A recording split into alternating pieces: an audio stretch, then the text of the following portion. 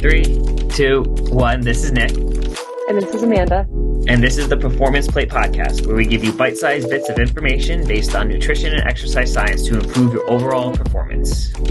Welcome back to another episode of the Performance Plate Podcast. And on this episode, we're going to talk about self-love, which was Amanda's idea. So I'm going to have her kind of explain what she means by self-love and self-care and all that, because I'm not really sure where we're going with it, but we're going to take it for a ride. Yeah. So I think it's a much bigger conversation than people realize, because they hear the word self-love and they think bubble baths and self-care and, all the cute things that people like to post about on Instagram, and not really like the deep meaning behind it. Like, those practices can be part of it, but they're not really representing what self-love is. So first, what comes to mind when you think of the term Self-love? Yeah. So it's in the shortest form possible, even though we have a while because we're shooting a podcast on it, but in the shortest form possible, to me, it is accepting yourself where you're at in that current state of your life and being okay with that, and knowing that whether nothing is forever. And if you're in a rough spot, you can grow out of it. And if you're in a great spot, you can still grow, or you can just enjoy the moment that you're in, or anywhere in between that. That's my shortest way possible to explain it. Yeah. And I think that's a good way of segueing into why it's so important for our overall happiness and growth and making the world a better place, because I think we have trouble connecting self-love to our purpose and how it actually makes the world a better place collectively. So describe that more. Yeah. So like just the purpose part, like connecting it with our purpose, like. Yeah.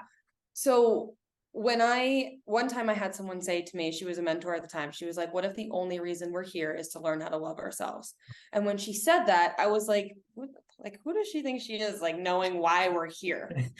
I was so annoyed by it, so ticked off, like, why would that be the only reason that we're here? Right. But the truth is, we're here to master the self. Here to master ourselves. We're not here to master anyone else. We're not here to change anyone else. We're here to change us and to master ourselves. And self-love allows us to do that. So people limit themselves by not fully embracing that. And part of self-love is radical acceptance, as you were talking about before. It's understanding that where you're at is okay, and you're allowed to love and approve of yourself as you are, even if you're working on changing something, or even if you want a different outcome. Yeah. Nice. And so that's the piece. Say it again.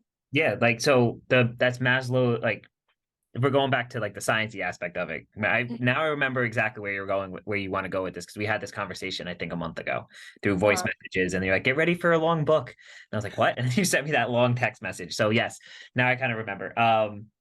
But that's like Maslow's hierarchy of needs. The final one, when the pinnacle of that triangle, if people don't know what that is, it's just a triangle of your needs as humans. The final one is self-actualization, where you're just like, that's the only way I can describe it. Just zen out. Like you're saying, the purpose, you're connecting your purpose, you're actually focusing on self. Yes. And part of the reason that people struggle with this is because part of self-love is accepting the things that you hate the most about yourself and working through the things that are really uncomfortable. And it might be a body part, it might be how you treated someone, it might be shame or guilt you hold from past experiences.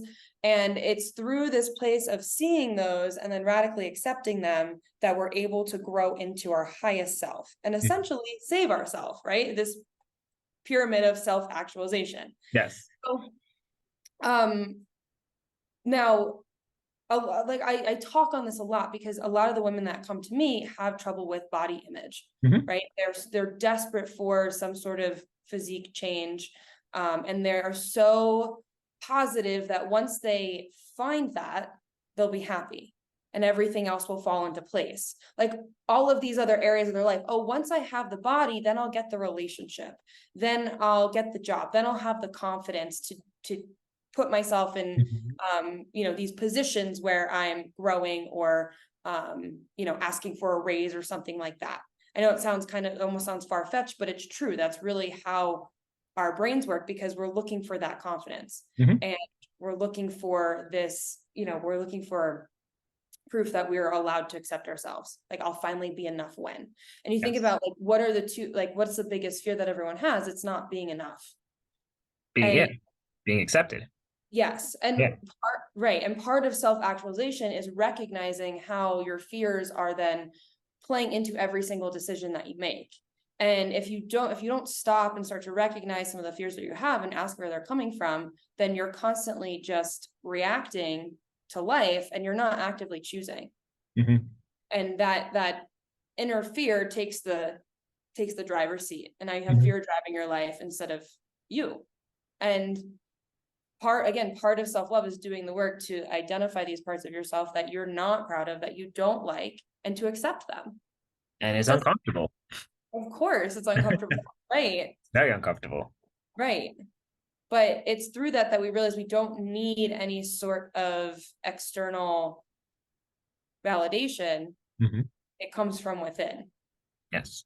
And all of these things that we're looking for, this empowerment, this confidence, Mhm. this attraction, like that starts with you. Yes. And that's why I want to talk about this. Yeah. I mean, this is just the way you phrase it. I remember the same thing for myself was when I got into college, I was like, all right, new start. It's college. I want to whatever, change everything. But I'm like, okay, this is the order I have to. I was studying for my personal training license or certification at that time at like 18 or whatever I was.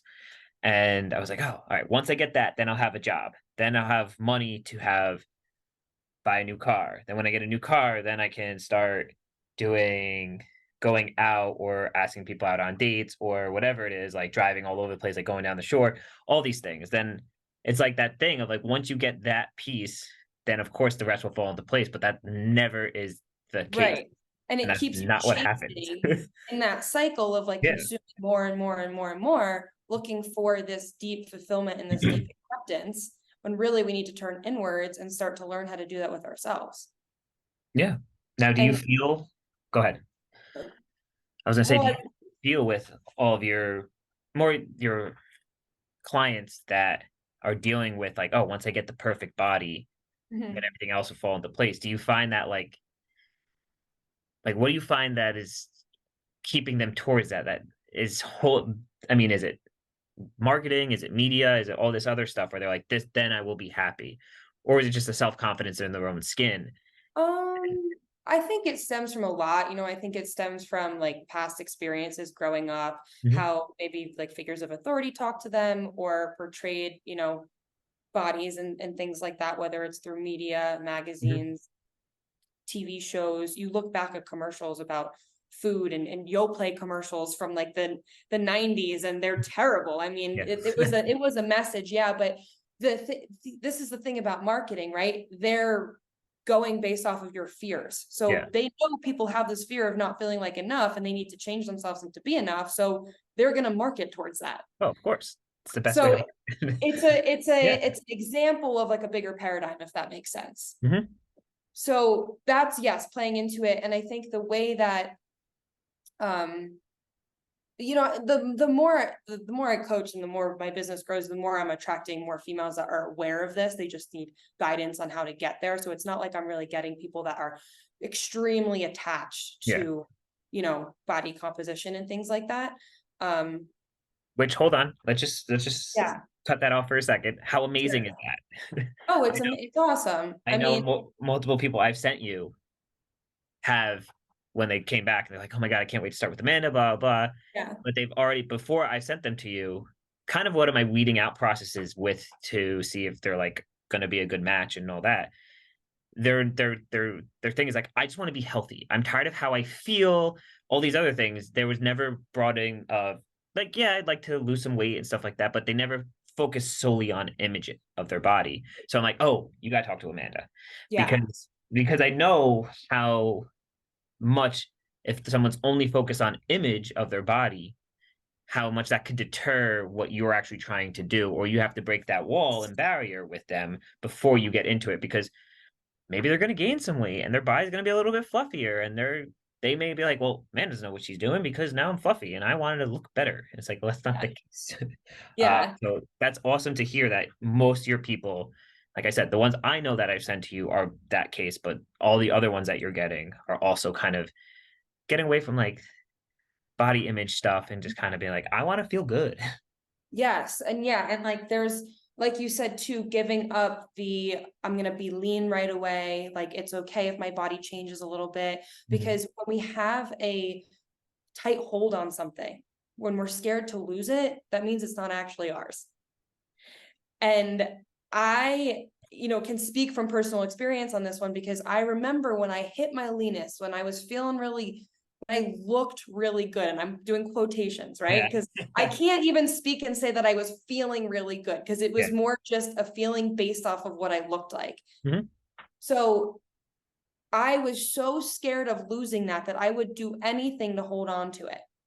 Like not And even the exercise. second it was right, All and the this stuff. second that it was ripped away from me, it was like ego shattering. Because Mhm. here was this thing that I identified with so closely that I was so scared of losing, because I knew it wasn't actually mine, Mhm. because it was coming from this place of the opposite of self-love, self-hate, Yeah. Yeah. Yeah. that it opened up this world of like, oh my God, like this isn't my whole personality, right? This isn't why I'm worthy. Like I'm just worthy as a human. And again, I talk about this because it forced me, just like it forces many others. Not everyone needs to, gain weight. That was my lesson in particular. Mhm. But when you go through something like this, when you start to face yourself, you have to accept those pieces if you ever want to move forward through them. Yes. And that's the part of self-love that, again, I really like to drive home, because it's not just self-care and like taking a bubble bath or something like that.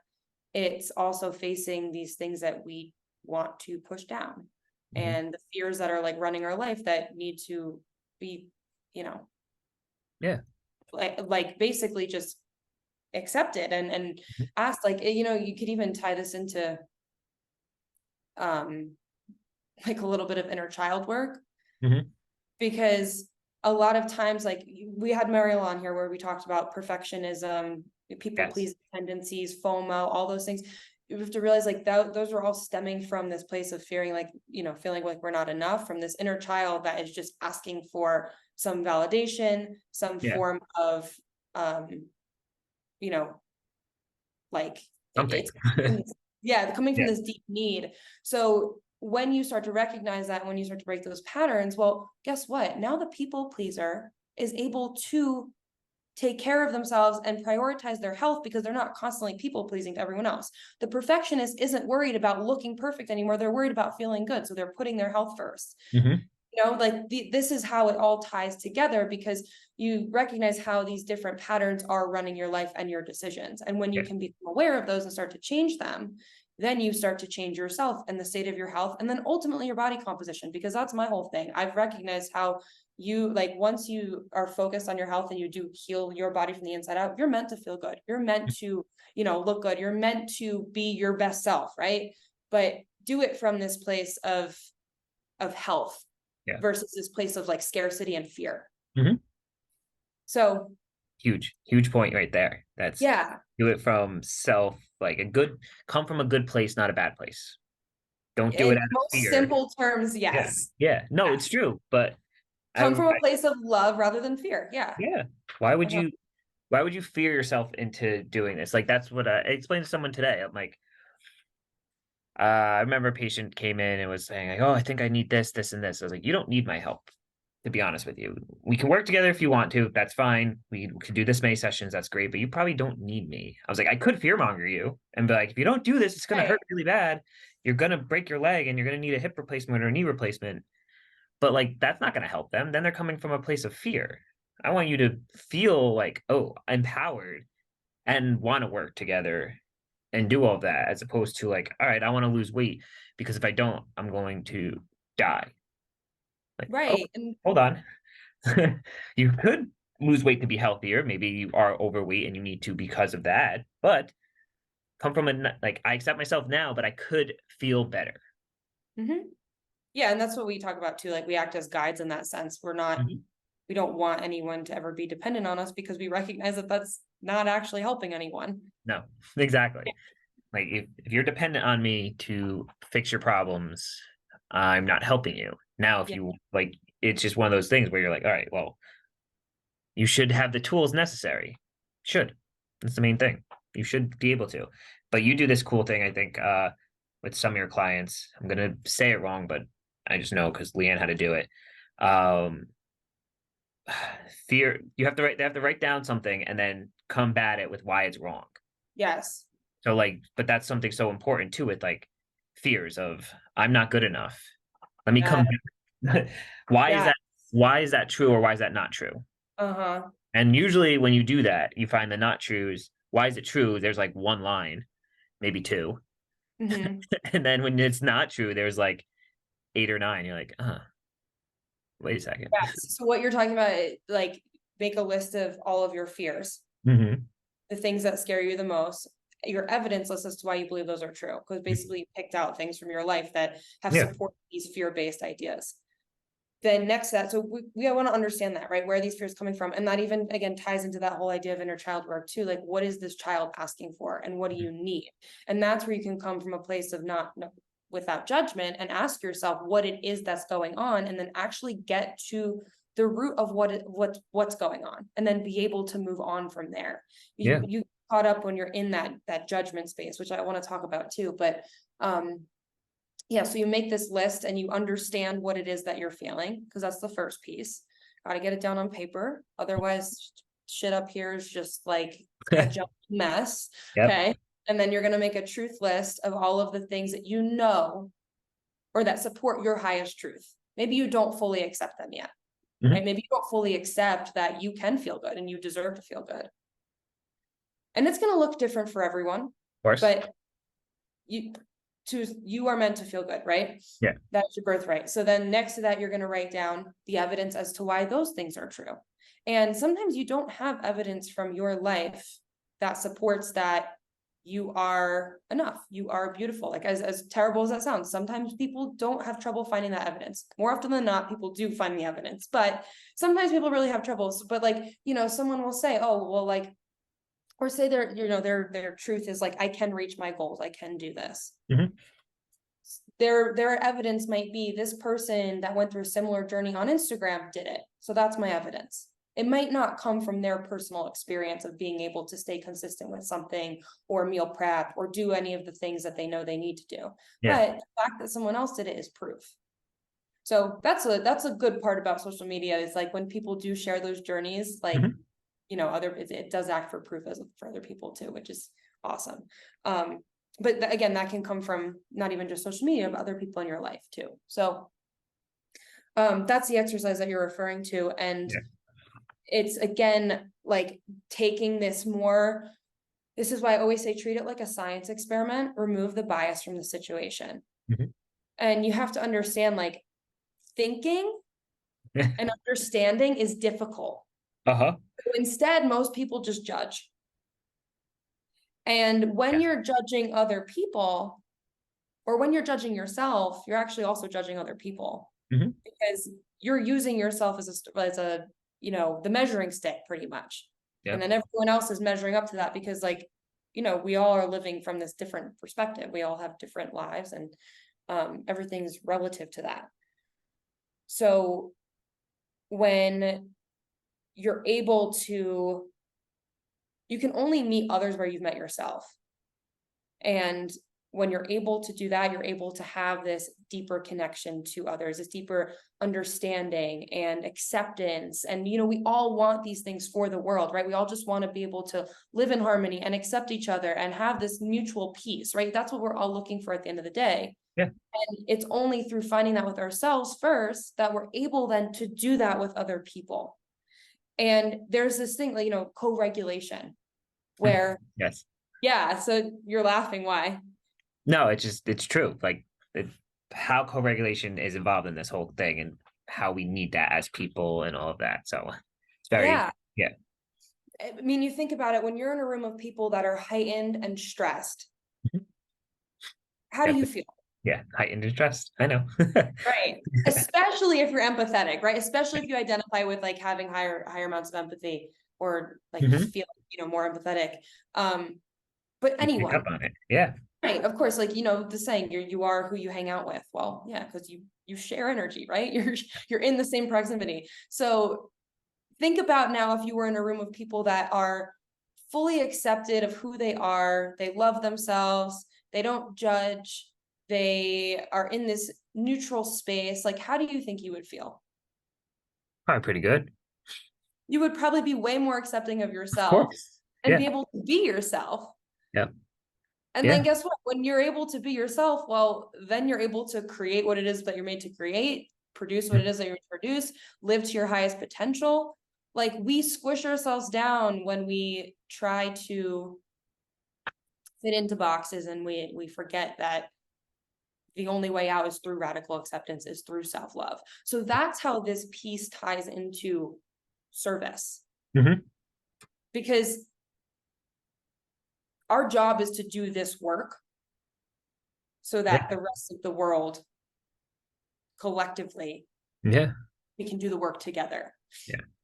Well, And that's where we have to take a step back to realize that you're only as good helping others as you can help yourself, in the aspect of if you're doing the it's not so you don't have to share your story if you don't want to. Not everyone feels no, comfortable sharing their story.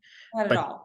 the point is, if you're actively, like you're saying, this whole co-regulation thing, all of that, what happens is when we do these things like take care of ourselves, identify our fears, our weaknesses, whatever they may be, accept us for them, Mhm. because of that feeling, it sounds so guru-y and like weird, but like it's true because as soon as you start doing that stuff for yourself, people will look at you and they can sense it somehow, you know, Right. And that you're ready or you're there, you're going through it, whatever it is, they can kind of sense it in you, and they're more willing to elevate themselves. It's the same as like habits, not getting into habits, but like if you're, let's say you and your significant other have different habits, but your habits seem to just be escalating your body, escalating you in a way to make you feel good about yourself.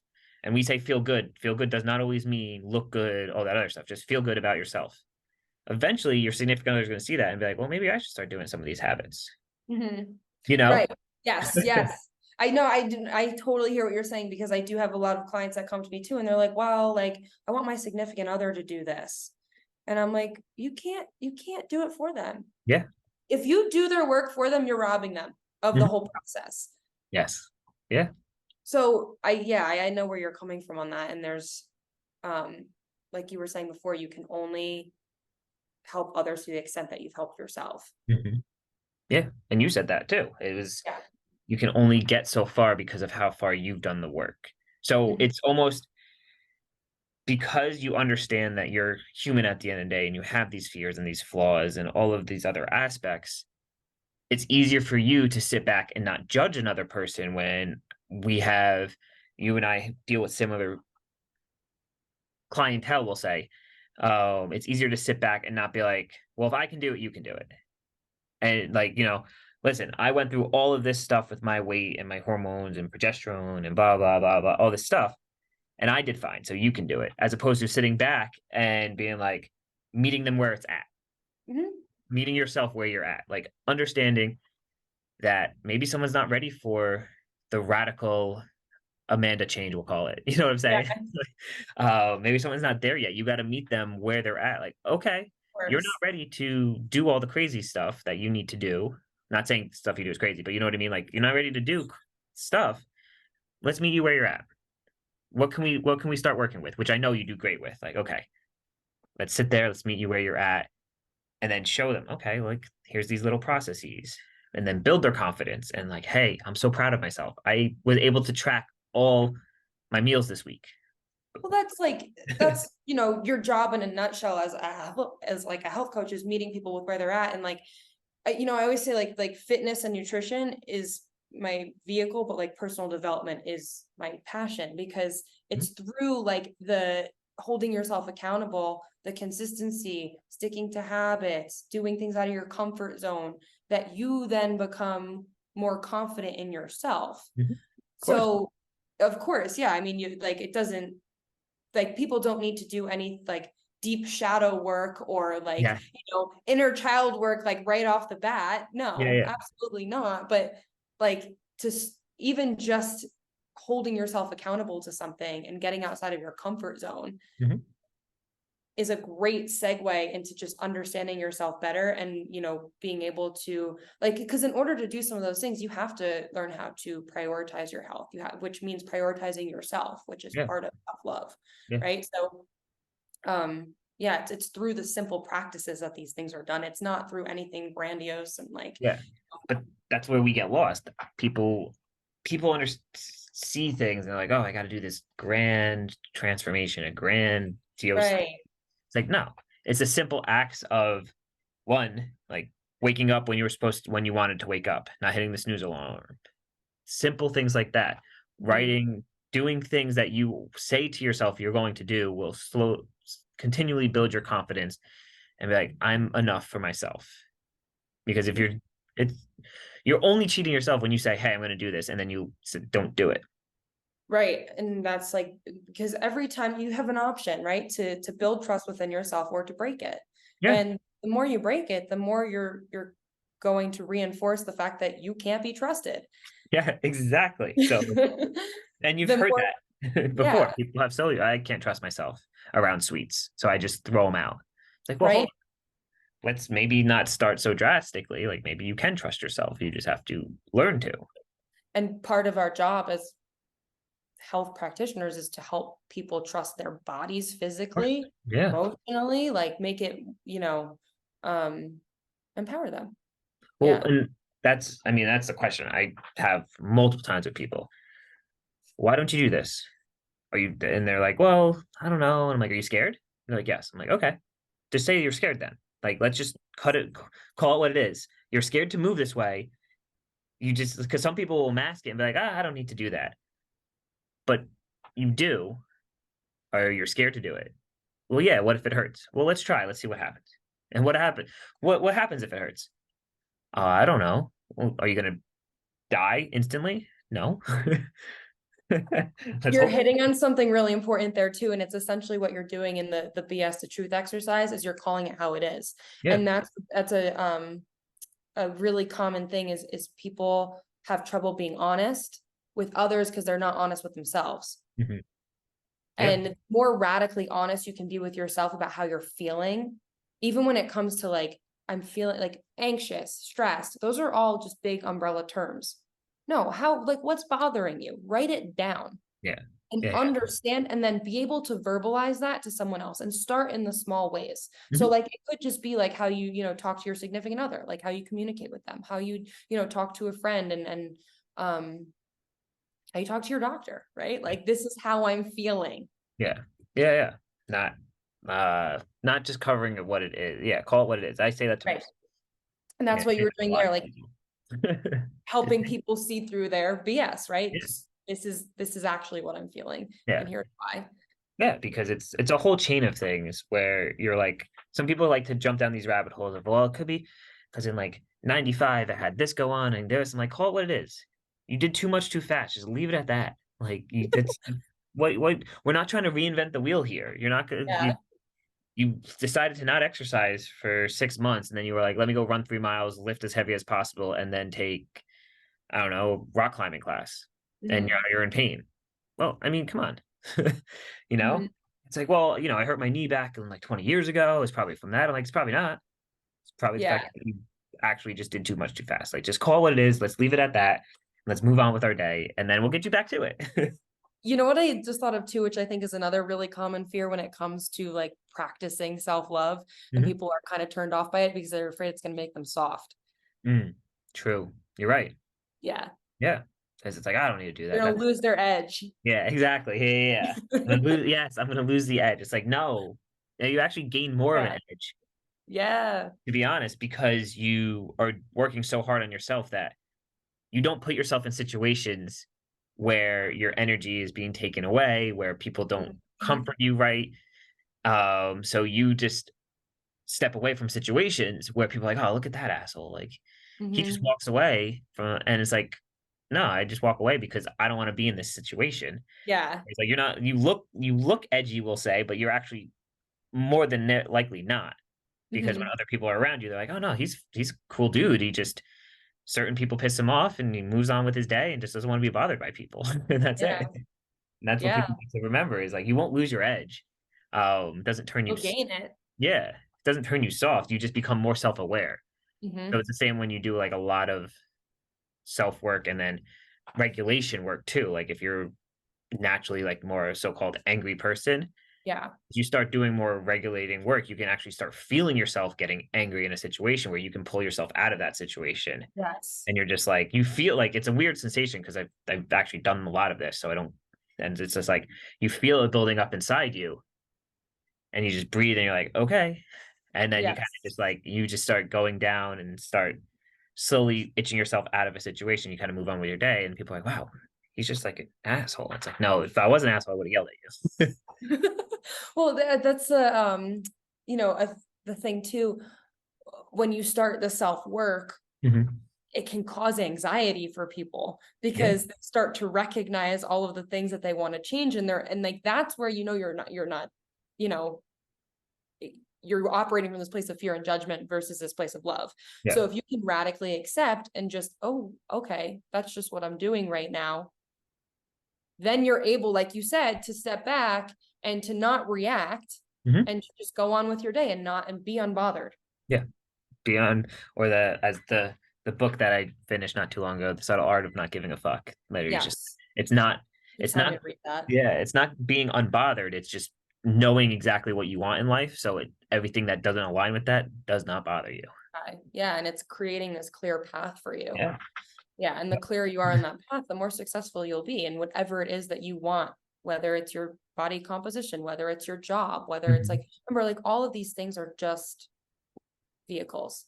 Yes. They're not, it's not the job itself that brings the happiness. It's everything you did to get there. It's, Yeah. you know, everything that the job allows you to do after that. Like, you know, yeah, it All of that. just, yeah, all of that, all So of that. this has been an amazing conversation about self-love that we went down. To summarize, you kind of have to literally sit there and meet yourself where you're at, accept yourself for any type of flaw you may have. And it's okay to know that you have flaws and work towards fixing them or whatever you want to call it with them. Or if they're not even fixable, just know that you have them. That's a huge factor in itself. So, Just right, accept that you're human sometimes, because sometimes yes, you get to the very bottom of it and you're like, wow, that's just a human quality. yeah, exactly. Anger Yeah. is a human trait. We're not all, I don't know, emotionless. It's not possible.